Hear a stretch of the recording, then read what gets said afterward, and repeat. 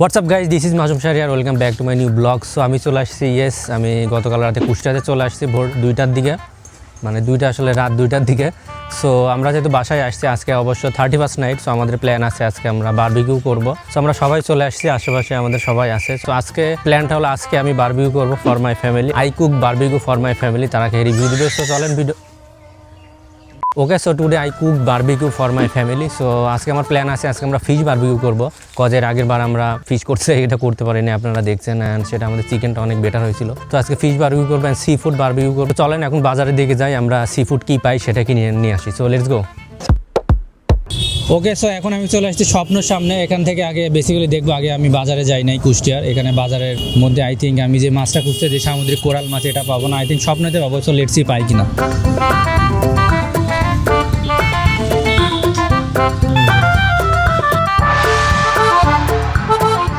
So নিয়ে নিলাম আসলে কোরাল ফিশ, এটার দাম পড়লো আমাদের 1474, আই মিন অলমোস্ট 1500 টাকা। অ্যান্ড এইটা আসলে এখানে স্বপ্ন ছাড়া পাইতামও না কোথাও, তো এই জন্য ডিরেক্ট আমি এখানে আসছি, এখানে পেয়ে গেছি। This is the fish. So let's go. So barbecue করার জন্য আমরা মেশিন একেবারে কিনে নিয়ে যাচ্ছি। প্রতিবার করতে আমাদের অনেক প্যারা হয় ইট টানতে, সো কিনেই নি একেবারে। এটা কত রাখবেন আপনারা? দাম তো লেখা 1450, রাখবেন কত? 1350 টাকা। একটু কম বলেন, একবারে নিয়ে নিই। আপনি 1200 রাখেন, হবে না? কত? 1250 হবে না? আচ্ছা তাহলে সমান 1300 দিয়ে দেন। হ্যাঁ, 1300 হবে না? ওকে, সো আমরা ফাইনালি বারবিকিউ মেশিনটা নিয়ে নিলাম। এটার দাম পড়লো বেসিক্যালি 1350 টাকা। তো যেহেতু আমরা রেগুলার বারবিকিউ করি, সো একেবারে মেশিনটা নিয়ে নিয়েছি। চলেন এবার আমরা বাসার দিকে যাই। ওকে, সো এরপর যেতে যেতে পথে আমাদের যা কিছু দরকার ছিল, ইনগ্রেডিয়েন্টস, মশলা অ্যান্ড টক দই, হাবিজাবি যা দরকার ছিল এক্সেট্রা সব কিছু আমরা নিয়ে নিলাম।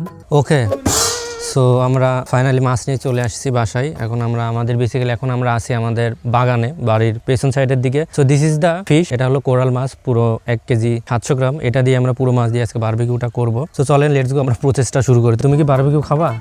পারবা করতে? দেখছো কত বড় তোমার থেকে মাছ। এদিকে আসো, তোমার অর্ধেক, তাই না?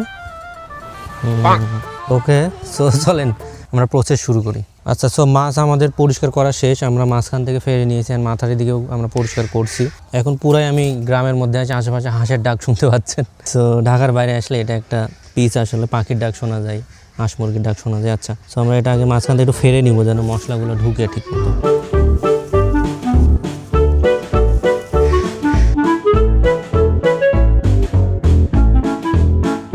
সো এইভাবে এপাশ ওপাশ পুরো 2টা কেটে নিচ্ছি, যেন ভিতরে আসলে পর্যাপ্ত পরিমাণ মশলা যায়। যেহেতু বড় মাছ, মশলা না গেলে আসলে টেস্ট লাগবে না, তাই না?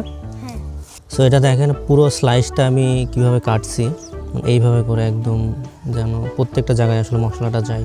অনেক বড় মোটা মাছে আসলে ভিতরে যদি মশলাটা না যায়, টেক্সচারটা খেতে আসলে ভালো লাগবে না। কথা শুনে মনে হচ্ছে আমি খুবই প্রফেশনাল একজন শেফ। এই যেভাবে কেটে নিলাম। এবার চলেন আমরা মশলা ইনগ্রিডিয়েন্টসগুলো সব মিক্স করি, দেন এটা মাখায় মেরিনেট করি। আচ্ছা, সো যেহেতু ফাড়লাম এভাবে চারিদিক থেকে, সো এই জন্য আরেকবার ধুয়ে নিলাম। So today no one help me, cause আজকে আমি কুক করবো সবার জন্য। সবাই খেয়ে আসলে রিভিউ দিবে আমি আসলে কেমন বারবিকিউ করতে করতে আসলে কেমন এক্সপার্ট হয়েছি। সো দিস ইজ রেডিকিউ বারবিকিউ মশলা, রাঁধুনির, যেটা দিয়ে আমরা প্রতিবার করি আর কি। তো এটা 1 প্যাকেট নিয়ে আসছি। সো মশলা পুরো দিলাম। এরপরে আমরা দিব টক দই। এগুলো তুলো তো। টক দই কতটুকু দিব? এখানে আসলে 250 গ্রাম আছে, যেহেতু আমাদের মাছের সাইজ বড়। পরিমাণ মতো লেখা, পরিমাণ মতোই যদি লেখা থাকবে, আমরা যদি পরিমাণ বুঝলে পড়ছি কেন? ভেরি স্যাড রাঁধুনি। একজন প্রফেশনাল শেফ কনফিউজড হয়ে যাচ্ছে। নীরবকে গাইজ লেবু ছিঁড়তে দিছি, আমাদের গাছের লেবু। নীরব লেবু ছিঁড়তে, দেখেন এই লেবুতে রস হয়। হ্যাঁ, না তুমি একটা লেবু দাও, চিপো।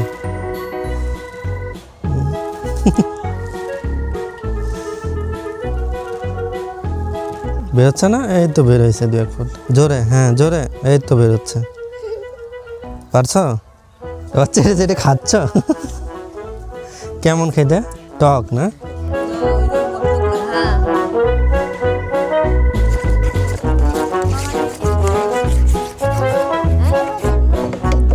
মাখানো শেষ আমাদের। এবার মাছের সাথে এটা ভালো মতো মিক্স করতে হবে।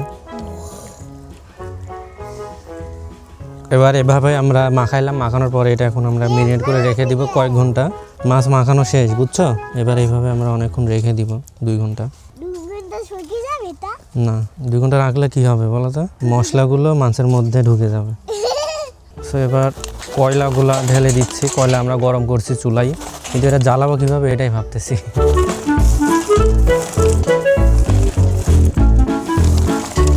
ওকে, সো গাইজ আমাদের ফাইনালি কয়লা জ্বালানো শেষ। কয়লা জ্বালাতে প্রচুর প্যারা আসলে। আর এই যেটা আমরা কিনে নিয়ে আসছি, আমরা দেখলেন যে একটুক্ষণ আগে আমরা কিছুক্ষণ আগে কিনে নিয়ে আসছি, এটার আসলে লেন্থটা মানে এইরকম হাইটার, এটুকুর মধ্যে কয়লা দিয়ে জ্বলাইতে হয়েছে, যার কারণে আসলে অনেক প্যারা। সো বহুত প্যারা নিয়ে বাতাস টাতাস করে আসলে কয়লাটা আমরা জ্বালাইছি। সো দেখতে পাচ্ছেন এখন খুব ভালো মতো জ্বলছে। এখন আমরা বেসিক্যালি মাছটা এখানে দিয়ে দিব। সো চলেন মাছটা বসাই। So this is hour fish, পুরো আস্ত একটা coral guys, so huge. So বসাই দিই, বিসমিল্লাহ। অলরেডি আপনারা সাউন্ড শুনতে পাচ্ছেন হিটের। এই যে guys, this is our coral, so let's barbecue this. Okay, সব বসাই দিয়েছি। এখন আমাদের যেটা কাজ হবে, এটা আসলে কিছুক্ষণ পর পর উল্টানো পাল্টানো। তো গাইজ যেহেতু এটা ফিশ বারবিকিউ হইতে আসলে বেশি সময় লাগবে না, সো আই থক এটা 20 মিনিটসের মধ্যে হয়ে যাবে। অলরেডি দেখতে পাচ্ছেন সন্ধ্যা হয়ে যাচ্ছে। আমরা প্ল্যান করছিলাম আসলে বিকেল থাকতে থাকতে করবো। আমার দুই পাশে দুইজন দেখেন ফ্ল্যাশ লাইট দিয়ে দাঁড়ায় আছে, আমার দিকে আলো ধরে দাঁড়ায় আছে। এদিকে নোমান আছে, এদিকে রোহান আছে। আর এটা ব্রাশ দিয়ে যখন উল্টাবো তখন আসলে আমাদের মশলাটা আসলে লাগাই দিতে হবে যেন শুকায় না যায়, পুড়ে না যায়। সো গাইজ এটার যে একটা বসাইলে যে একটা সাউন্ড আসে, মানে পুড়তেছে এরকম একটা সাউন্ড, আশা করি আপনারা শুনতে পাচ্ছেন। এটা খুবই ভালো লাগে আমার। অ্যান্ড এটা আসলে পুড়লে একটা স্মেল আসবে।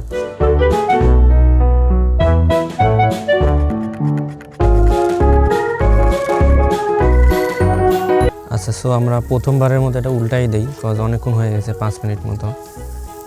এই যে গাইজ এবার দেখেন কত পারফেক্ট। এর আগের বার কি করছিলাম আমরা উল্টাইতে যাই, পুরো ভেঙে চুরে ফেলছিলাম, আপনারা দেখছিলেন পুরো তছনছ হয়ে গেছিলো আমাদের। সো দেখেন এটা যদি আপনাদেরকে দেখানো ট্রাই করে দেখেন, মাছের এদিকে মনে হচ্ছে আমার একটু হিট বেশি লাগছে, এদিকে একটু কালো কালো হয়ে গেছে, এদিকে একটু কালো কালো, বাট মাঝখানের দিকে হয় নাই। আই থিঙ্ক মাঝখানের দিকে আগুন কম পাচ্ছে। সো এটা একটু তুলে নিয়ে দেখেন মাঝখানের দিকে কিন্তু হয় নাই। সো একটু আমরা আগুনটা বেশি দিই। কি মাঝখানে তো আগুনই নাই, মাঝখানে আসলে আমাদের আগুন পাই নাই। মানে কয়লা জ্বালানোটা গাইজ আসলে মানে খুবই কষ্টসাধ্য একটা কাজ। তো আবার ট্রাই করতেছি আমরা কয়লাটা ঠিকমতো ফিক্স করার। তাও মনে হচ্ছে মাঝখানে নাই আগুন। আমার মুখের দিকে মনে হইতেছে পুড়ে যাচ্ছে, আমার মুখ লাল হয়ে গেছে একদম। কয়লা ঠিক মতো জ্বালাইতে পারতেছি না গাইজ। দেখেন কয়লা জ্বালাইতে জ্বালাইতে আমরা পুরো আগুন ধরাই ফেলছি। আই থিঙ্ক এবার হবে।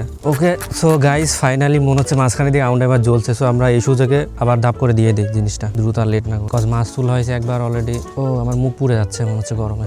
ওকে, সো আবার বসাই দিলাম। এবার পুরো হিট আছে, এবার আই থিঙ্ক অনেকখানি আমাদের কাজ সম্পন্ন হয়ে যাবে। তো এ পাশে যেহেতু পুড়ে গেছে, সো এ পাশে আমরা আবার মশলাটা দিয়ে দিচ্ছি। আদারওয়াইজ যখন পরের বার আসলে উল্টাবো তখন তা না হলে এটা শুকাই পুড়ে যাবে। এই যে আপনারা সাউন্ডটা শুনতে পাচ্ছেন, এটা যে আমি যখন দিতে যাচ্ছি, মানে হাতটা যখন এখানে দিচ্ছি তখন আমার হাতের এখানে মনে হচ্ছে পুড়ে যাচ্ছে, পশম থাকলে পুড়ে যাবে এরকম লাগছে। তো গাইজ এদিকেও আমাদের 5 মিনিট হয়ে গেছে। এখন আমরা এটা আবার উল্টাই দিই, তা না হলে এটা আবার পুড়ে যাবে ওই দিনের মতো। এই যে দেখেন অলরেডি শুকাই গেছে, কিন্তু মাঝখানের দিকে এখন পর্যন্ত আগুন পাচ্ছে না। আমার যেটা মনে হচ্ছে এটা আসলে যে এটা পুড়ে যে তেলটা আছে এটা মাঝখানের দিকে চলে যাচ্ছে, যার কারণে এখানে আগুনটা নিভে যাচ্ছে বারবার, বাট হয়ে আসছে অনেকখানি। সেই পাশটাও আমরা মশলাগুলো একটু দিয়ে দিই।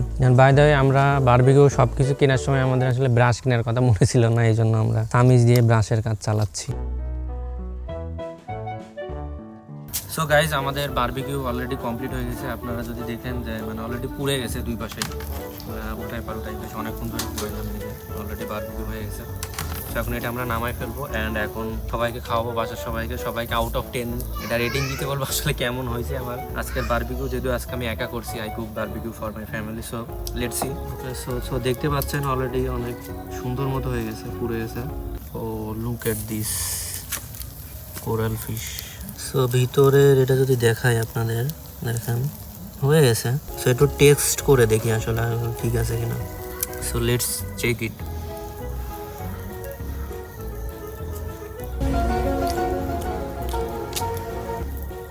না হয়েছে, ঠিক আছে। ওদের কেমন লাগবে আমি জানি না, সো নামাই ফেলি এটা। এই যে দেখেন এই পাশে নামাতে আমাদের আজকেও ফল্ট হয়ে গেছে, বাট এটা আসলে কি করার ছিল এটা দেখেন কেমনভাবে লাগছে যে এটা আসলে আমরা তুলতেও পারছি না। সো এই হলো অবস্থা, মানে এক সাইড ভালো ছিল আমাদের, বাট এই সাইডটা লেগে গেছে। সো এই হলো দেখেন আমাদের মাছের ভিতরে পুরো টেক্সচারটা দেখা যাচ্ছে, একদম ফুল ক্লিন হয়ে গেছে, তাই না? এটা আমরা এখন লুচি দিয়ে ট্রাই করবো। প্রতিবার আমরা পরোটা দিয়ে খাই, তো চলেন লুচি দেখে এটা ট্রাই করি, সবাই একে খাওয়াই দিই, সবাই কি বলে আসলে। সো আমরা এখন বাসার মধ্যে চলে আসছি, বাইরে আসলে অনেক ঠান্ডা। সো মাছটা এখন তুলি। নীরব প্রথমে আমাদের খাইয়ে রিভিউ দিবে। আচ্ছা আচ্ছা, প্রথমে নীরবকে ট্রাই করাই।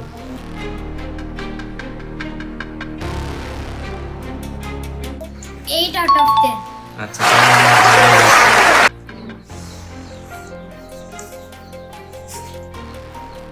কেমন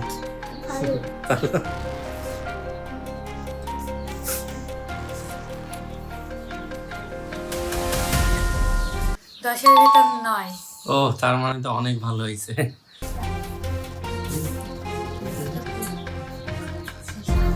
এটা আমি দেবো 7 out of 10।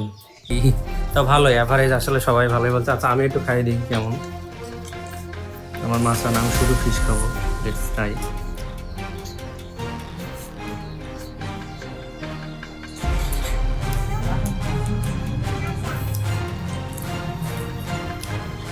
না বেটার, এর আগে আমরা যেটা করছিলাম ওই দিনের থেকে অনেক ভালো হয়েছে, তাই না? এর আগে থেকে অনেক বেটার।